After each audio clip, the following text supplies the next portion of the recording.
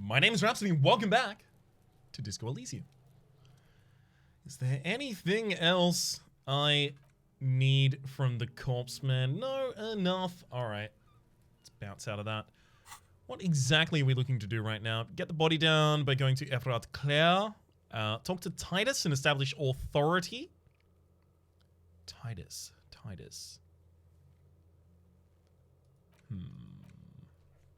I can't really do that through conversation at the moment, unfortunately. Find money for rent and pay guards. I mean, I already have the 20 real I need for that. Close the waterlock on Wednesday. Do not know what day it is today. Don't appear to. Alright. At the very least, it's relatively early in the morning. Whoa, hang on. Haven't seen you up there before. Maybe I should go back in here. See if I can try and get on the roof.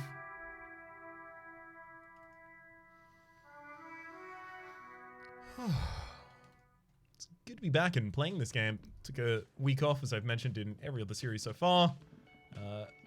Because I was going away on a little beach holiday with friends. And spent, total 1 day on the beach.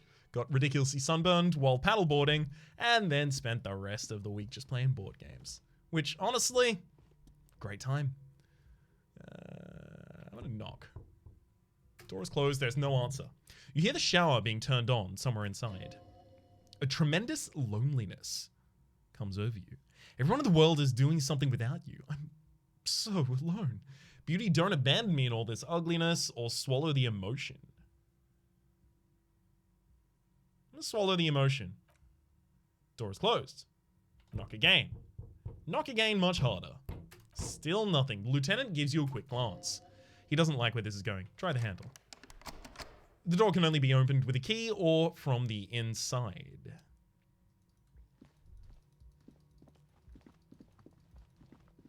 And then, hang on.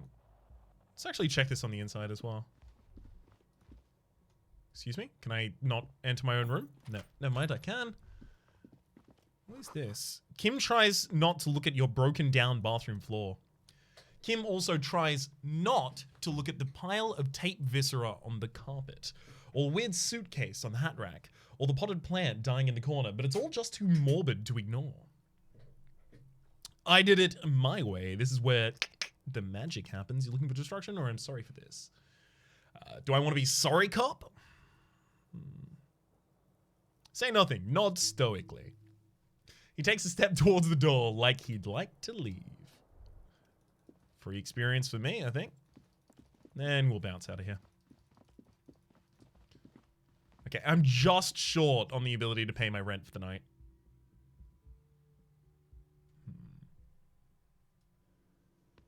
I guess the most clear goal for us right now is to go and talk to Evrart Claire.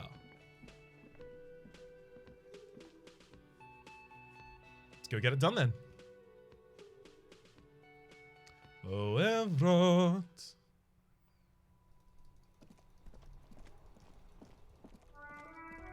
Actually, I might also be holding Tare, so I should probably... Oh. Obviously, the first thing I need to do is this. Looking for something, Hunt? Huh? Coming to tell me to fuck off again? Fuck off again. And then go to free. Hand in any Taro we have. Might not get an opportunity to do it later in the day.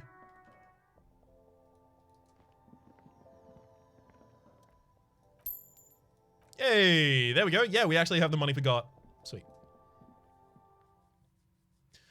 Although, maybe it's time to go get myself some sneakers, a different pair of pants, some sunglasses, a visor, maybe. Leave, but I don't want to get me. Let's see if you have anything new to say. Right to work! Right to work! Shame on you! Scab friend? Clearly not. Whoop, hang on. I got a thought to think. The Greater Revachol Industrial Harbor. I might be able to ask you where I can find Evrart. How can I help you? No, I'm not begging for money. Might be knocking on this door. clearly no ability to do so. I've been told in the comments that apparently Measurehead has a lot of interesting things to say about the world if you let him talk. Last we saw, your race was being superseded by the Semini. It was your people who put the dead body up here. Your people should help me get it down, push him out of the way, or you're right about all of this. Come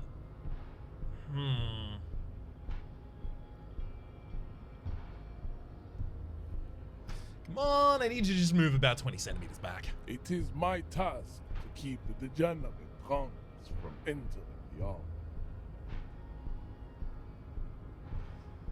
See, I would have assumed Evrart Claire is through here, but I can't do any of these.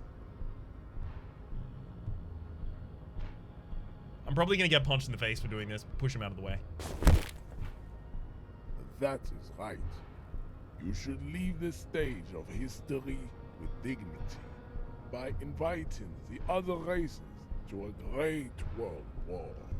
He doesn't even flinch. Bring your troops to the Seminine Islands and to Boogie Street, and we will pulverize you.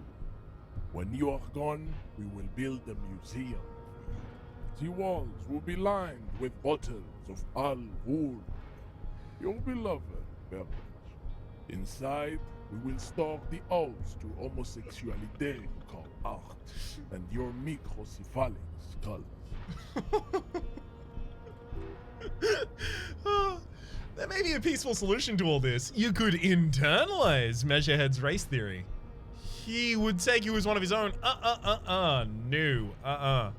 Wouldn't that mean I have to become a Semini supremacist myself? Well, yes. Why? Don't you want to be a Semini supremacist? So what if you're not Seminis? You can be anything.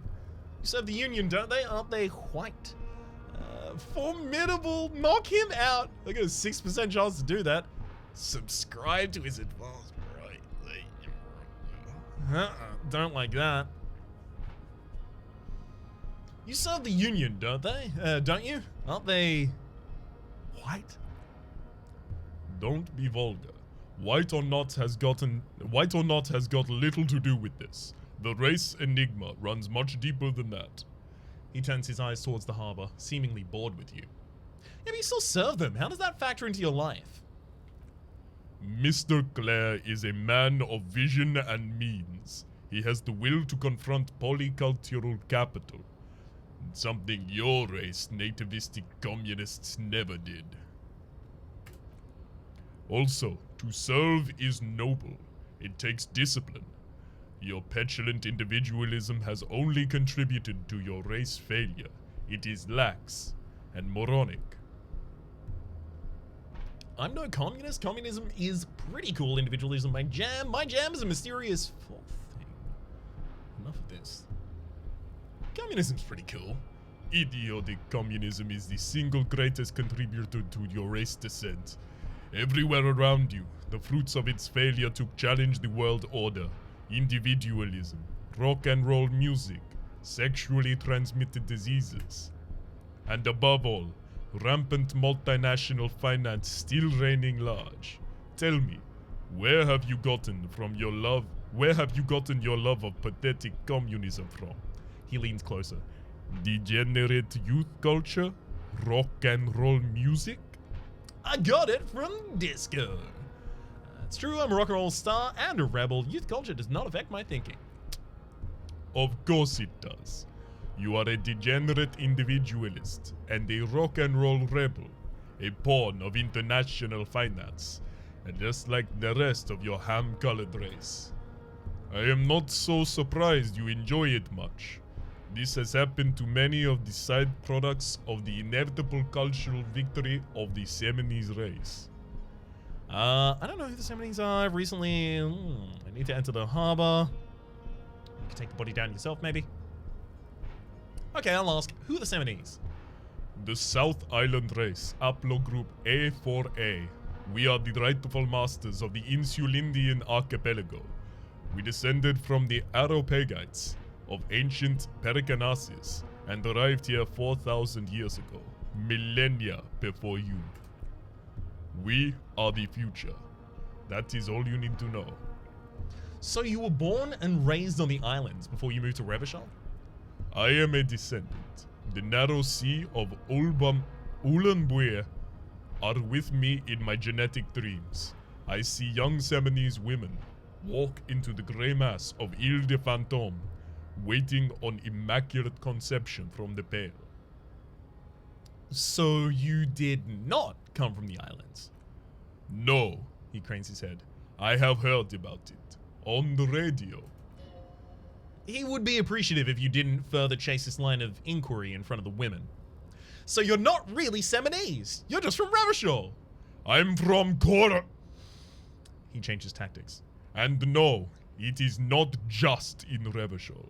This city is central to the Seminese strategy.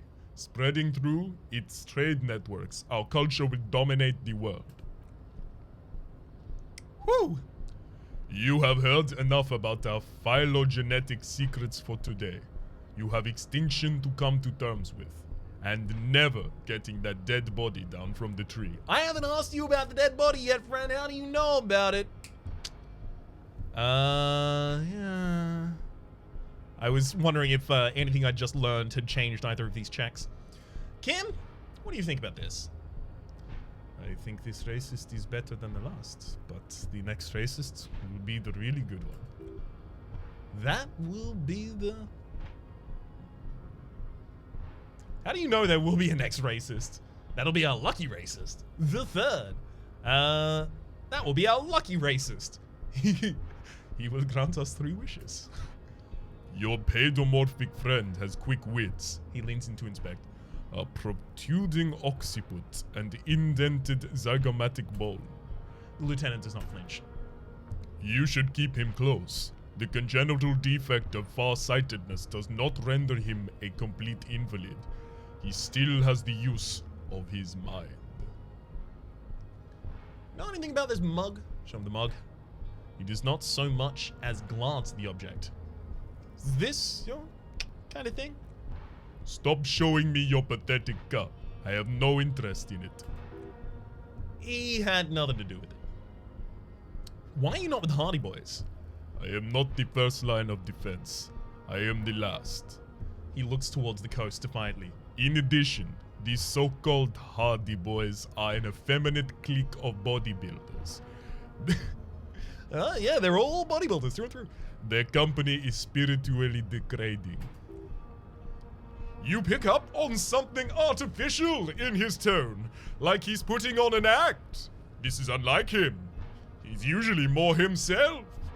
But you're all part of the union. The Hardy manlets are on the pay of the company. I answer to the union alone, and I do this out of race heroism. Finance is an alien concept to the Seminese. Now leave me be. I must luxuriate in the company of my women. There's gotta be more about it. What do you got against him? Fine. They have recently fallen under the influence of possibly sexually perverted female vagrant and a narcotics peddler. It's shameful. Who do you mean? Find out for yourself, endomorphic blob. Interesting. Lieutenant takes a quick note. What are those tattoos of yours supposed to mean? Racists are generally not very good examples of their race. He gestures towards the lorryman down the street. I am not like them. I am craniometric perfection. I have taken the trouble to permanently draw a phrenologic grid on my skull and features. This should dispel any doubt. You sure I'm not craniometrically superior to you? You exhibit forward projection of the jaw, indicative of schizophrenia and sexual inaccountability. From a purely aesthetic standpoint, the dimple in your jaw makes you look like a baby. This is not craniometry, just an observation. Sick burn. What else? It is impossible to see any more of your bone structure. It is covered in the ravages of Al Ghul. From what remains of your features, I can see fleshy lips, baldness of the head, and long arms relative to lower limbs. This leads me to conclude, you are not a police officer.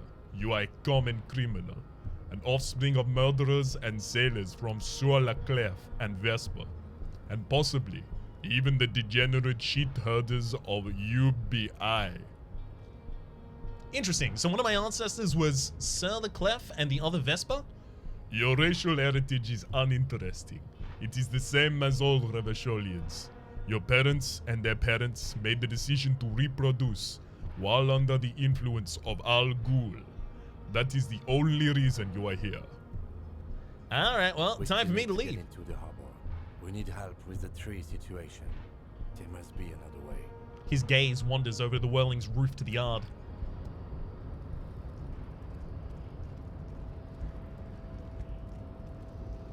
Whirling's roof. Oh, okay, yeah, I gotta have to jump down there. Fair enough. That was a long time coming.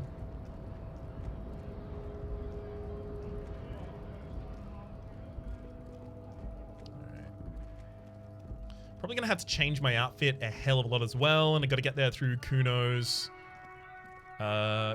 secret passage. Don't really have much to say to Kuno, and don't really want to have to do the Kuno voice again. I know I have to do it again. It's just I'm not prepared to do it right now. Still working up to it.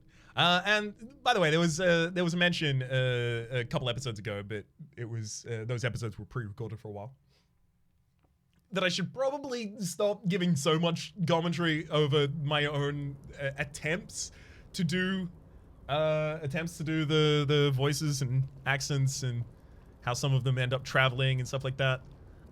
Yeah, that's fair enough. I definitely hyper focus on that and then try and constantly make clear that, hey, this is just my best attempt to do the thing. But I definitely talk about it a bit much. Alright, let's get the savoir-faire clothes off. Sorry, anything that is limiting my savoir-faire, I mean.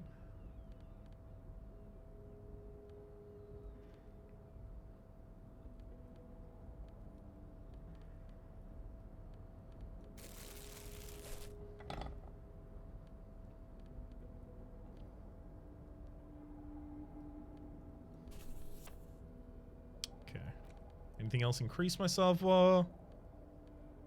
Whoop. No, that's negative. Negative. Cool. Let's jump down.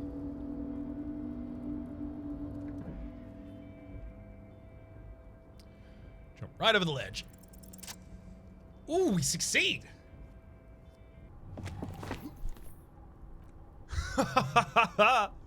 As you leap in the air, a chilly breeze engulfs you, sharpening your senses. Close your eyes. Let the senses in the world. Let your senses take in the world around you. Ankles tingling from the tension, blood roaring in your ears. You're ready for your rendezvous with the concrete pavement below. He's so on the money, pretend. Just imagine yourself dual-wielding. That voice actually hurts. This voice hurts less for me to do than the other voice. He's so on the money, pretend. Just imagine yourself dual-wielding a bottle and a flaming cigarette whilst airborne. That voice actually hurts me significantly less than the previous one. As the concrete floor welcomes you, you realize it's a while since you felt so alive, alert, and capable. Must be the adrenaline. I knew you could do it, the lieutenant explains. My climbing down might not have been as disco as your jump, but we can explore the harbor now. With your feet firmly planted on concrete, the noise of the harbor rushes in. Esprit Corps and +1 to... Oh, it's +1 to both of them.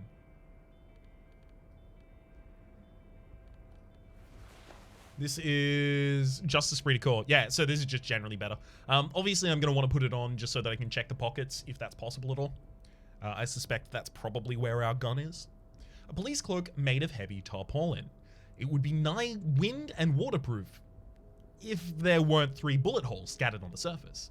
The signature white rectangle of the RCM covers the back.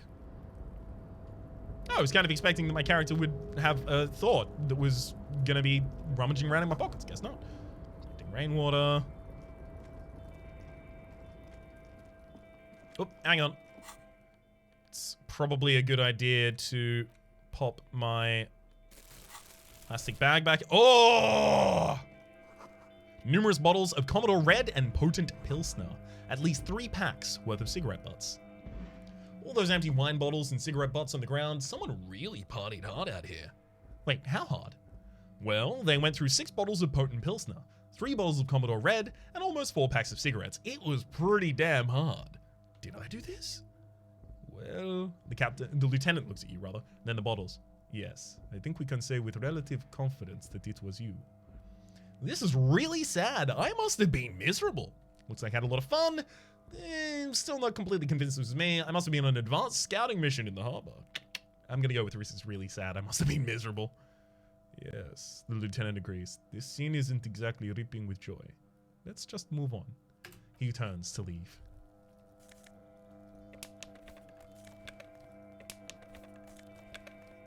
Alright. I wish I could just quickly collect these all. But I'm glad at least that I've got a heck of a lot of Tare for later.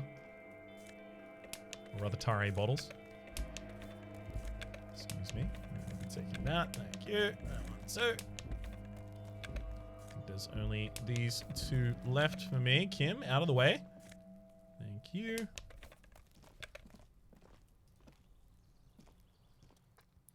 Night Watchman's booth. This is the Night Watchman's booth. The name on the door reads René Arnoux. Kim, I'm gonna have a quick look inside. Search the booth. If you must. The lieutenant looks around. But please hurry. We are pretty easy to spot up here. Nothing incriminating catches your eye. The cabinets are clean and their sparse contents meticulously organized. There's a framed photograph on the table. Take the picture. It's a black and white photo of a young couple out in a street fair. The man is young, dark-skinned, and dressed in a Royal Carabiner uniform. Royal Carabiner uniform, sorry. The girl is smiling playfully at the camera. This is a challenging empathy success as well, by the way. The young man looks happy as well. He's about to smile right after this moment, frozen in time. You're sure of it. Why did you take that? The lieutenant asks, glancing at the photo. Something about this man piques my interest. I'm a cop. It's instinctual at making an artistic photo collage, Kim.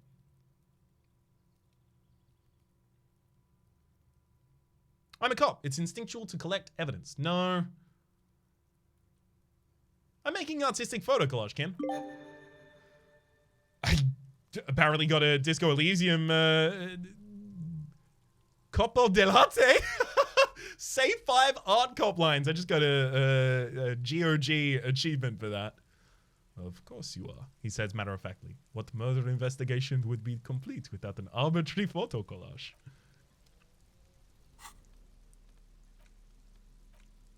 Photo of a happy couple. The black and white photo of a couple posing in front of a Ferris wheel. The girl is young and pretty. The man clad in fancy uniform and smiling. On the back, a very steady hand has written the words Revachol Fair, Summer of 91. That's quite old now. More than 50 years old.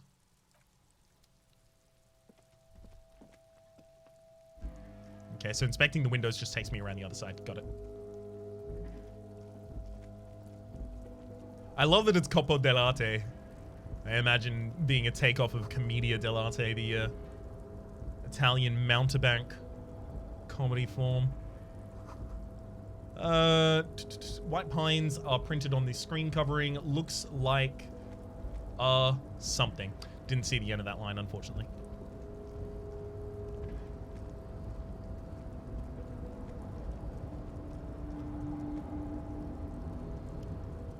Crane control panel. A rustling control panel with several knobs. 2 buttons marked Alluma and Éteindre are faded with use. It seems to control a large crane above. A container is attached to the hook block. Alluma on. Éteindre off. I do not want to activate that yet until I realize what I am going to do with it. Hey, a little bit of money. Thank you for that. Let's see what this is. You see the faded industrial lettering on the platform. Kvalsund. Kvalsund means whale fjord in Arden. Okay, so it's clear that Arden is kind of like the Fenno-Scandic region. Oh, hang on. The shipyard ahead is oddly quiet. The great machines are sleeping. Thanks for all this extra real you're leaving about. but... Ooh. The speaker tower is silent. There's no work to organize in the yard below. But there is a little bit more real for me. Alright. Industrial-sized thermos. Smells like burnt coffee. Whoa, hang on. Don't need to go through there yet. Container, container, container. The banner sags under the weight of rain and snow. White waves of red. Container, container, I'll turn you nice and red. Container, container, put the logos on. The lyrics to this container song are being made up as he goes along. The accent is so thick, it's impossible not to notice he's from Ubi. From the vanishing peninsula of Ubi Sunt, said in context, on Monday. Container, container, used to be Walpines. Container, container, now belongs to Evrart. The tiny man is so engaged in his work, he doesn't even notice you. Hi. Evrart, Evrart, Evrart, he looks after everyone. Huh? Well, hey there. How can I help you, mister? He smiles. The look in his deep blue eyes is as sincere as you've ever seen. Kind of makes you feel like an asshole for no apparent reason. I see you're not a union man, mister. Did you get lost? You're not one of them scabs, are you? What is it with you people in scabs? A shadow passes over his face, by the way. I mean, I don't personally mind. Folks is just folks, you know. And folks gotta eat. He doesn't seem to be waiting for you to answer. I love Easy Leo. Just some of the other guys don't look too kindly on the scabbing kind, if you know what I mean, mister. No, I mean mister. Okay, cool. I'm trying to get my ear in for his accent when he no longer says his own lines. You're Ubi, right? Oh, yes. Born and raised in Irish, mister. Mom had to leave my dad's after he got a bit violent. Took us here to get to the new world. I was about 10 then. Too old to lose my accent then. People say us Ubis are up to all sort of trouble with sheep and other animals and whatnot. I just want you to know there was never any of that where I come from. No, sir. Those were just nasty rumors. Thank you for clarifying that, sir. What are you doing with the containers? Oh, I'm just making some covers for the containers here. Yeah, I am. So it's easier for the crane operators to spot them. He waves at the containers towering below him. What's going on here? Look at the mountain of containers rising behind him. The containers in the yard are green in Wild Pine's livery, and the mountain rising behind Leo is red in all Union colors. It's like some red infection was spreading outwards from the container's yard core. This looks like a massive redecorating operation, Ken. Yes, they're hiding it from the inside. All the red containers in the Debadeurs Union logo on them have the Debadeurs Union logo on them. Leo, has anyone told you why you need to change the covers? No, not really. He shrugs and continues merrily. Mr. Evrart says... Mr. Evrart doesn't tell me all the big things. Says I go and tell them to everyone. Thanks, Leo. You've been very helpful. Oh, no problem at all, mister. No trouble at all. The little guy affirms merrily. Where is everyone? The harbor is empty. Oh, most of the guys are down at the gate, keeping the scabs from coming in. I know I said that I wasn't going to do the thing about the accents, but the thing is, like, this is clearly Irish, and I'm clearly going Scottish. I always muddle those two really badly. He leans in with a confidential look. We're on strike. The whole union is. You don't have to work when you're on strike. We haven't worked for 2 months now. So no one is working.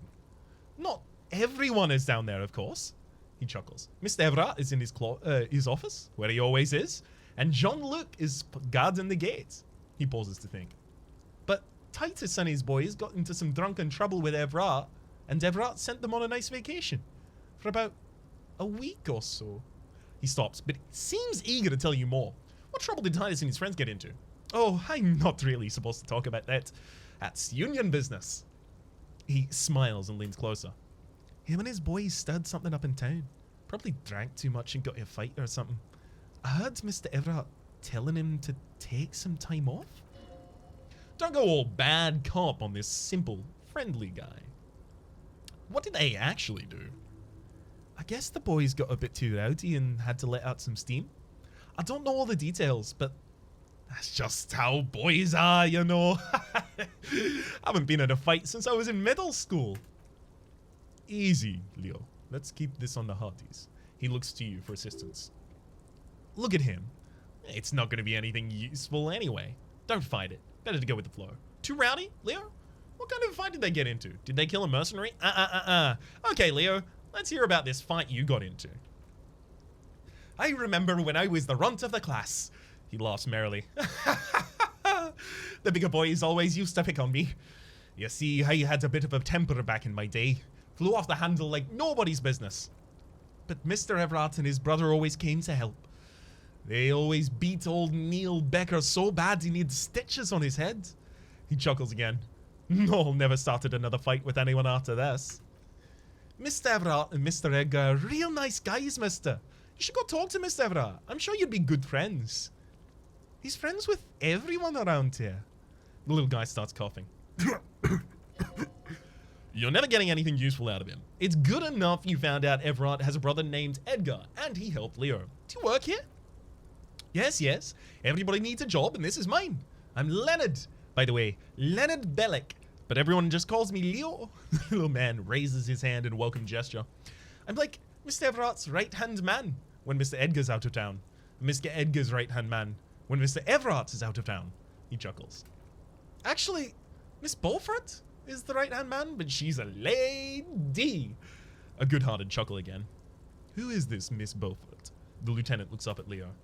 A real pretty lady with a skin like the dew and sucre candy bars my missus likes so much.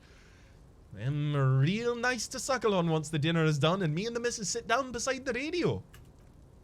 But I can't listen to the radio all the time. There's so much to do around here. I'm always busy keeping things running here. Yes, I am. Yes, I am. Stay on this Miss Beaufort topic. Hold on. Who's this Miss Beaufort you mentioned? Oh, Lizzie. She's a real sharp tool. Mr. Evrart put her through some fancy school and everything east of the river. 4 years ago, she was gone, and she came back, and she was all fancy and loyally. He respects that word. That's obvious. But she's a real nice gal. Grew up in here, in this here neighborhood. Knows everybody and gets along with anyone. Real pillar of the community, I'm sure. For a fraction of a second, there's sadness in his eyes. He goes on, if me missus was and me was to have a child, I'd be real happy if she turned out like her. But she can't have kids. Dr. Lemaitre said so. She knows about such things. Been a doctor for almost 50 years, she has. He sighs and falls silent before turning to you meekly with blue eyes. Law school? Could she be talking about the union fixer, aka the gardener? Okay, so this is the union fixer, the gardener. Looks like it. I'm not sure what a fixer is, but she's a real nice girl. Smart as a whip, too. The little guy smiles a disarming smile at you. Telling the gardener you know her name might throw her off? Perhaps something to consider later. What's in the container over there? Point to the container suspended from the crane arm. Oh, that one. He looks at the container. That should be empty as far as I know. No. I'm not going to focus on that much, but I am going to try and nail this one in. As far as I know. There we go. Lots of containers have nothing in them. They're just waiting to be loaded up. I'm looking for the leader of the dockworkers union. Oh, you want Mr. Evrart then? He's an awfully nice fellow, he is. Him and his brother are real nice fellows. They lived their entire lives in this neighborhood. He coughs, then continues immediately. Guys like Mr. Evrart and Mr. Badger, Everett, and Mr. Edgar, his brother, they're real good guys. Made matinee what is today. Mr. Evrart and Mr. Edgar went to the same school we did. And I went to the same school we did. Hey, when we were boys. Patience. Deep down, you have the mental power to keep listening. Not many people would, but you do. Do not interrupt, Leonard. Had an arithmetics teacher, Miss Bellows. Her name was really Miss Bellums, but she was a real pretty lady, and when she got mad... all the boys liked her, if you know what I mean, mister. He winks at you. We used to sneak into a yard through the dark and peek through a window. One time we saw Miss Bellows with a fella. Yes, we did, mister. He looks for signs of disbelief on your face. Don't say anything. He keeps nodding and looking at you with a smile that's too sincere to be clever. Finally, he seems to loosen some internal struggle and adds, And was naked too. That's all I got to say about that. Very interesting. Very interesting. Thank you for telling me the whole thing. Thank you. I almost forgot. Mr. Evrart is in the container over there. Points to his left. I got distracted telling the story, but he's in there. Okay, I'm off. Bye-bye now. He returns to his work. I love him. It might be one of my favorite characters so far. I think it's like Kim, Easy Leo, and then the guy that we met who was, I don't even remember his name, but I like him that much. The giant coffee in the thermoses are still lukewarm.